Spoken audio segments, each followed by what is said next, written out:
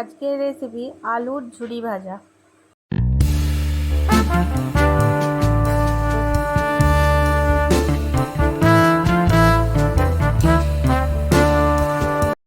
প্রথমে আমি আলুগুলোকে ছাড়িয়ে নিয়েছি এবং এই ছোলাটা দিয়ে আলুগুলোকে ছুলে নিয়েছি এবং বাটির মধ্যে জল ছিল, সেই জলের মধ্যেই কিন্তু ছুলে রেখেছি। এবার ভালো করে ধুয়ে জলটা আমি নিগুড়ে নিয়ে নিয়েছি।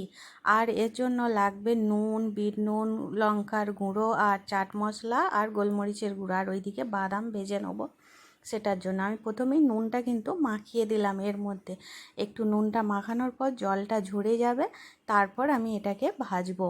ভালোভাবে কিন্তু মাখিয়ে নিচ্ছি।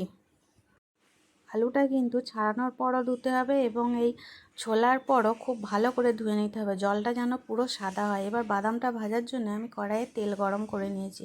নিয়ে বাদামটাকে আমি অল্প নুন দিয়ে ভালোভাবে ভেজে তুলে নেব। বাদাম যেরকম ভাজে সেইভাবেই ভাজা হয়ে গেছে। এবার আমি বাদামটাকে তুলে আলাদাভাবে রেখে দেবো। দিয়ে আমি কড়াইতে একটু বেশি পরিমাণে ডিপ ফ্রাই করার মতো তেল আমি দিয়ে দেব। এইভাবে ঝুড়ো ঝুড়ো আলু ভাজা বাদামের সাথে করে একটা জারের মধ্যে রেখে দিলে কম করে দিন 10 তো অবশ্যই থাকে এবং ভাতের সঙ্গে খেতে খুবই ভালো লাগে, ডাল বা আর ভাতের সাথে। এবার দেখুন আমার তেল গরম হয়ে গেছে বলে আলুগুলো কিন্তু চিপে রসটা বের করে দিয়ে আমি কিন্তু কড়াইয়ে ছেড়েছি। এবার এটাকে ভালো করে নাড়াচাড়া করে ডিপ ফ্রাইয়ে ব্রাউন কালার করে ভেজে আমি তুলে নেব। এই ভাজার সময় কিন্তু খুব ধ্যান রাখতে হবে, কারণ একভাবে হয়ে গেলে এটা কিন্তু পুড়ে যাওয়ার চান্স বেশিই থাকে। তাই একটু অন্তর অন্তরই এটাকে নাড়াচাড়া করতে থাকতে হবে এবং একটু সিম আঁচেতে করলেই বেশি ভালো হয়। দেখুন অনেকটাই ব্রাউন হয়ে গেছে। এবার আমি একটা টিস্যু দিয়ে বাটির মধ্যে রেখে তুলে নেব, তেলটা যাতে টিস্যুতে সোক করে নেয়।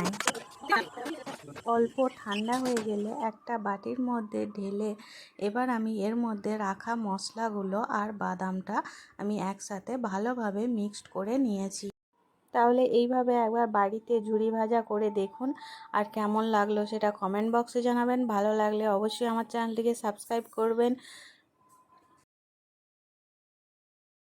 লাইক করবেন, কমেন্ট করবেন, শেয়ার করবেন। তাহলে দেখা হচ্ছে পরের ভিডিও। আজকে টাটা, বাই বাই।